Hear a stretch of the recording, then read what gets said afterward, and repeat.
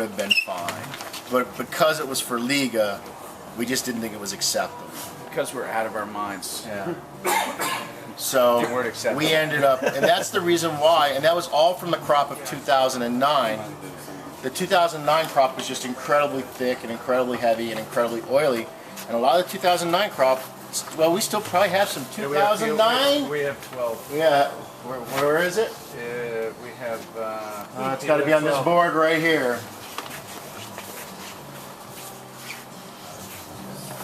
It's actually boxed right now, Steve. Yeah, Pallone 12.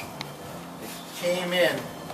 I mean, it's terrible how long. No, that's not the right one. No, it was already boxed. It's already been boxed. It's finally been. But I mean, that Pallone took over 3 years to ferment. I mean, it was just crazy. Sitting on all that money. And you have to figure, I mean, if you do the math just really quickly, just raw cost.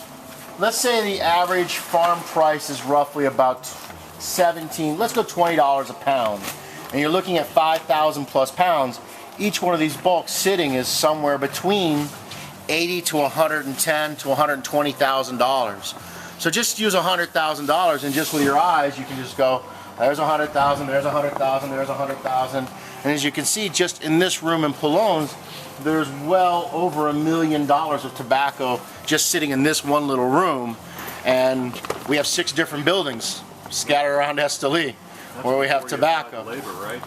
It's, you know, that's one of the things about the cigar business. It's, you know, there's always this old joke, and it's used for a lot of industries, but, you know, how do you become a millionaire in the cigar business? You start with 10 million. You know what I mean? It's a very cash-intensive business. And it's also an incredible amount of risk because you don't do what you're supposed to do with these bulks. You can destroy the tobacco in it, and you can instantly take an $80,000 to $100,000 hit, just flat out cash. Not to mention you won't have the raw materials you need to make the products too.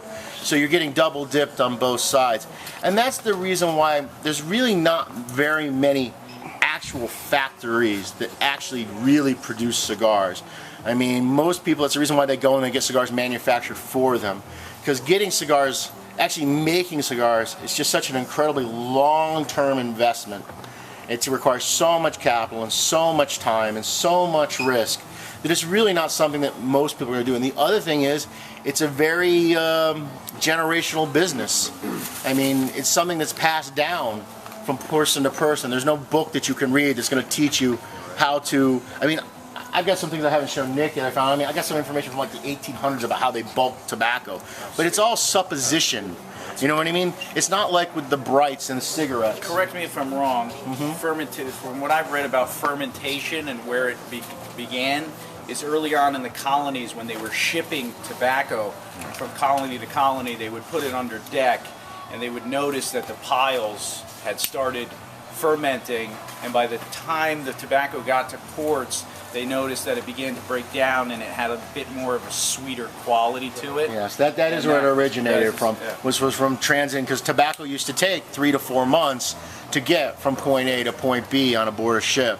And I mean, so, and a lot of the tobacco too, it would kind of be what we call a barrel fermentation, because they would pack it in the barrels and you would end up actually getting a better fermentation in the barrel, because the tobacco couldn't be obviously left packed loose below deck like this. It had to be in some sort of sealed container in order to protect it and make it transportable. Because really, up until then, all tobacco was just simply sun cured. People would basically pick the leaves and they would hang them on a string and draw them across, and they would stay in the sun for 25 to 35 days, and then they would smoke it like that. You know, it's like anything. You always wonder how people discover anything. Yeah. You know, beer and wine, same shit. Yeah. Their Mistakes. drinks just went rotten, Mistakes. and then they got drunk. Super glue, post-it notes, all those things. They come out of other things that they were doing, unexpected results. So. I lost my train of thought. Here, I just wanted to pass again. This is a different hand of tobacco. This is the infamous Broadleaf. This is also hasn't been cured yet, so I want you guys to pass it around. And this, I won't nose bomb you with this one. This one actually, I'll let you smell it and see for yourselves. Here's another hand. Smell that. So, Let's give you a lesson in pretending you're an expert. there is. When you get a hand of tobacco, what you want to do is you want to just kind of gently shake it out to loosen it up. Okay? So that's the first thing. It's going to make you look like you know what you're doing. The second thing you're going to do, don't let Nick do it. Do the knees for them. You're going to take it, you're going to put it there in your groin, okay, and then you're going to spread the leaf out like that. And if you really want to be like you really know what you're doing, you want to say, hey, I want to go outside and I want to get the northern light, okay? Because the I'm not kidding you, northern light is better to look at tobacco. If you do those three things, they will actually think you know what the fuck you're doing.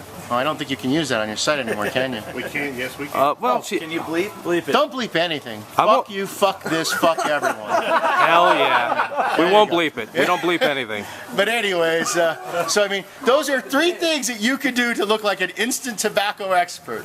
What, Shake the hand, putting it in your crotch, and say, hey, I want to see some northern light so I can see this leaf better. So us in the back are getting well crushed. All right, let's go feel some colognes here. Have you passed one of these? Yeah. These are broadleaf. You have the Pennsylvania broadleaf. It's a much longer, it's not much longer, it's really much thinner. It's thinner, it's a little bit narrower. It's a little bit narrow, the veins are a little bit...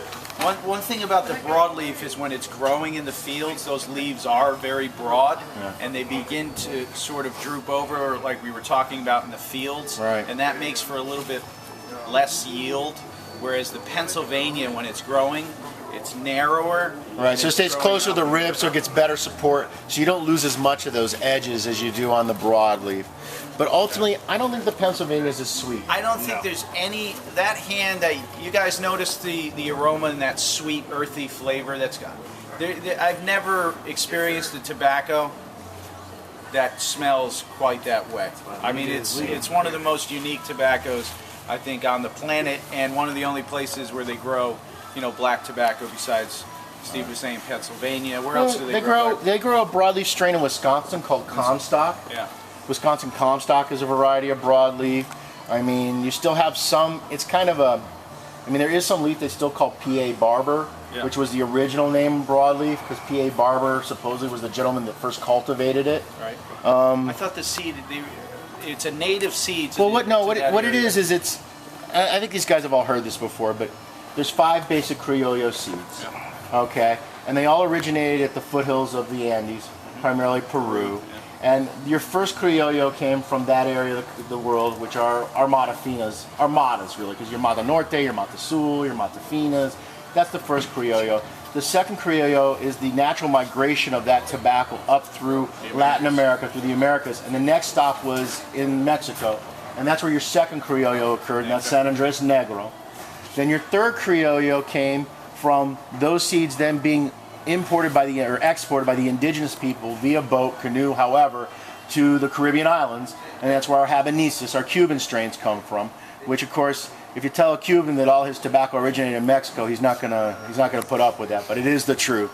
That Cuban seed was a Mexican seed to begin with, and then at the same time, that same Mexican seed migrated its way up through the Americas to end up finally getting up to all the way into Canada. In fact, the Huron Indians were known for being big cultivators of tobacco, and that's where your broadleafs came from. And the reason why those are 4 individual Criollos is because of the distance and time and the separation. Those leaves then ended up hybridizing, or those tobacco plants hybridized to their natural areas, okay, because of the distance and time and separation. They kind of became unique strains onto themselves. And then the 5th one, anyone know what the 5th Criollo is? Anyone want to take a guess on that one? Java, Indonesia. Very good. Java, Indonesia, and those are the seeds. And those were the seeds that were basically exported by the Dutch traders, taking tobacco seed from the New World to the Orient. And the separation of time and difference allowed those seeds to hybridize naturally. Because, you know, originally, I mean, this whole concept of hybridizing naturally, cultivating plants, it really, you know, farmers did it kind of in a, hey, I'm going to save the seeds from this best pepper plant this year because this pepper plant gave me the best pepper. You know what I mean? But it wasn't really done with real intent other than trying to pick the strongest, healthiest, the one that bared the best fruit. Really up until the early 1900s, where they started to get kind of scientific about it, when they started to understand that they could crossbreed and whatnot. So it really wasn't until about 1910, 1912 or so, where you started to actually get, hey, let's try to develop a different seed with intent through natural hybridization. Just going back though, that spread from Peru. Recently, the gentleman who discovered the saber-toothed tiger discovered in Peru the first fossilized tobacco plant dating 2.2 million years old. But the migration had to have happened, would you say, around 25,000? I mean, I know they didn't start cultivating. They didn't start until about actively 8,000. cultivating it somewhere between. They don't know. I mean, Yeah, this 8 is to 10 this is always a debatable. big debate amongst archaeologists as to whether it was corn, potatoes, or tobacco that was the first cultivated crop. You know, nobody Could have been knows. at the same time, maybe. Well, According to the Huron myth. Well, I mean, and if I think I've told you this Huron myth before. Do you guys know that story? This is a great It's just one of my favorite tales. The Huron Indians, you know, as with every culture of indigenous people, they have their own myths and legends. And basically, their story starts that, you know, the gods placed man upon the earth, but the earth was barren, so there was no way for man to eat. So the gods set forth a beautiful, lush, voluptuous woman, and she walked the lands naked, and every place that her left hand touched grew corn, and every place that her right hand touched grew potatoes. And then after walking all the plains in the planet, after 7 days, she then sat and rested. And when she after everybody rose, was fed. right, and then when she rose from her rest, it's from beneath her ripe ass that tobacco grew. And that's the Huron Indian myth. So I mean, those three things are just so critically important to the Indian cultures of all of the Americas. Those are the three key ingredients for them, for subsistence, for I'm for just life. thinking of, so you have 2.2 million years, that's when they date the seed. Right. Migration of, you know, across the land bridge and down, Right. they say happened, I'm pretty about sure. about 24 to 26,000, right around there. 30,000, Yes. somewhere in that period. So there would have to be, from that time, for it to spread throughout all the Americas, and I mean, it's potential, I don't know. Yeah.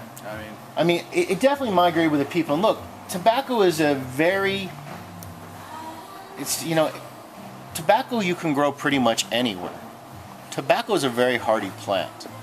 I mean, you guys could take tobacco seeds in every place where you live. You could all plant them in your backyard and you could yield tobacco. It's not necessarily a difficult plant to cultivate. The issue is, it's like any particular plant variety, certain areas it grows better in. Okay? There's that concept of terroir, which the French used to describe wines. You know, certain tobacco. It's the same reason why are Idaho potatoes the better potatoes, and why are peaches from Georgia the way they are, and pecans from Louisiana. There are just certain ecoclimates and soils that produce the best. broadleaf from Right, Connecticut. broadleaf, right. You can't grow broadleaf. I mean, can you grow broadleaf here in Latin America? Absolutely.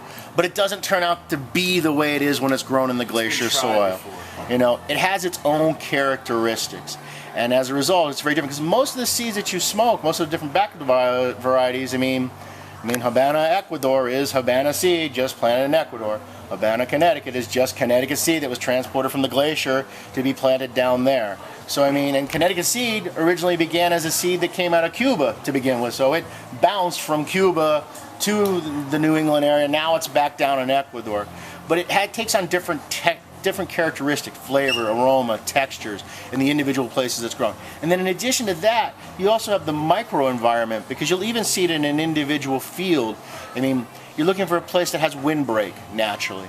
You want some place that has good cover. You want a place that typically lies lower than everything around it, so it ends up being a nutrient-rich source. That's why valleys are very popular. They provide the wind shear. They also provide the heavier, denser nutrient value, because they're getting all the erosion that's coming off the mountains over thousands of years or feeding into that valley.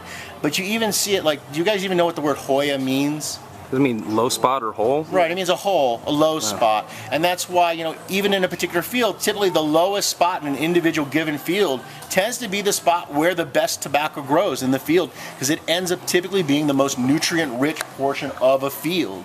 And so That's what happened with Connecticut. When that glacier receded 10,000 years ago, it left the Connecticut River, almost starts in Canada, divides New Hampshire, Vermont, through Massachusetts, into the Connecticut River Valley, empties into Long Island.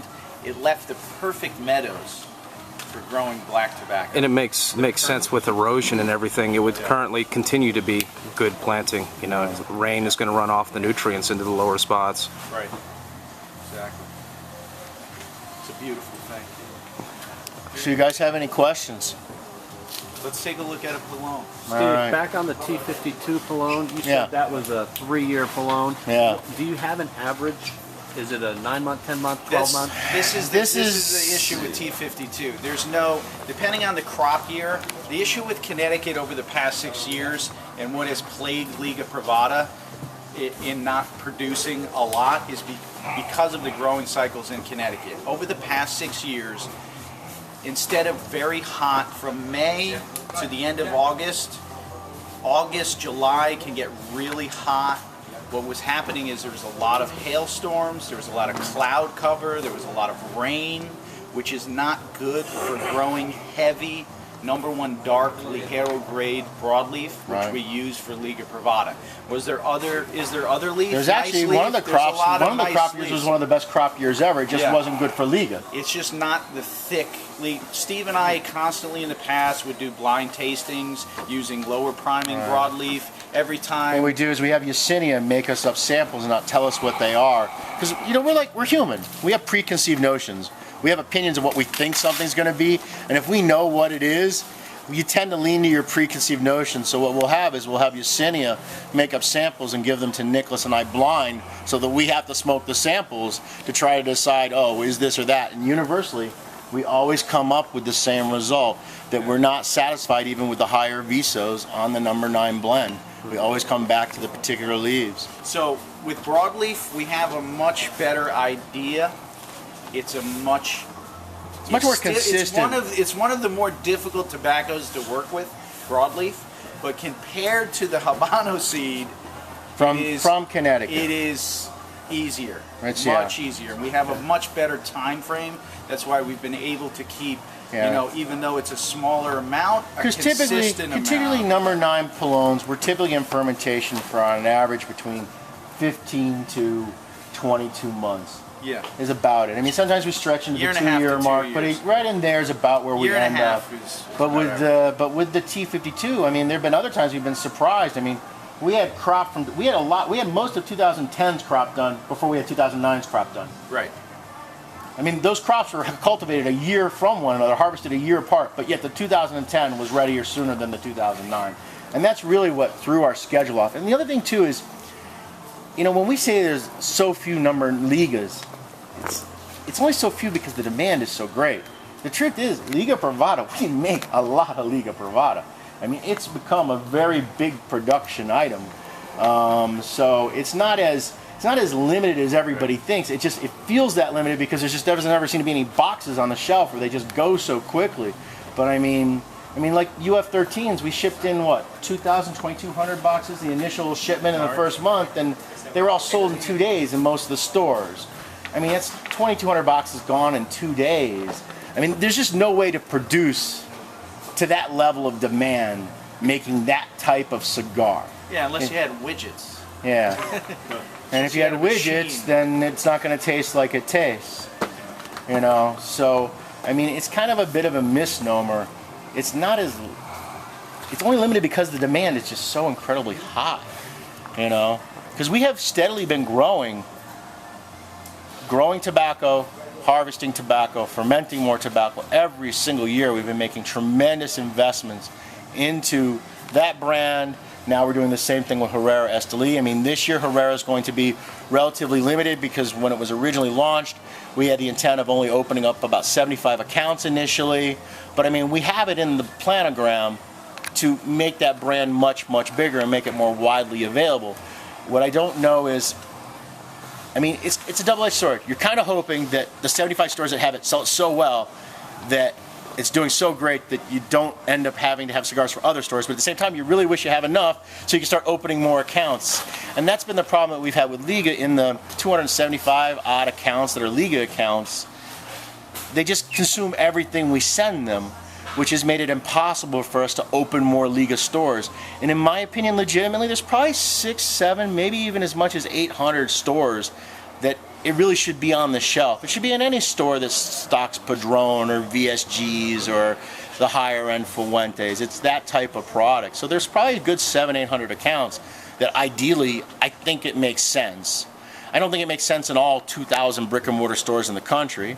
There's a lot of stores that it's just not the right product for. But I think there is probably 6, 7, maybe even as much as 800 legitimate accounts that it should be in. And the problem we have is it just gets consumed so quickly. But in 2012, we imported nearly double the production of Liga Privada than we had any previous year. You know, but I mean, but that's been a 5-year curve. It took us 5 years to get to double the production, and the reason why is because the tobacco takes so long to do. And you know, we've been very, very particular about.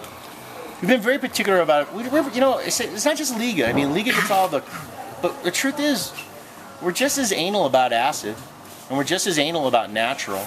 You know what I mean? We really don't want those blends to change, because our attitude is the customers that smoke it for the reason that it tastes the way it is. And changing it in any way, you know, taking away that consistency is the reason why you ultimately lose customers.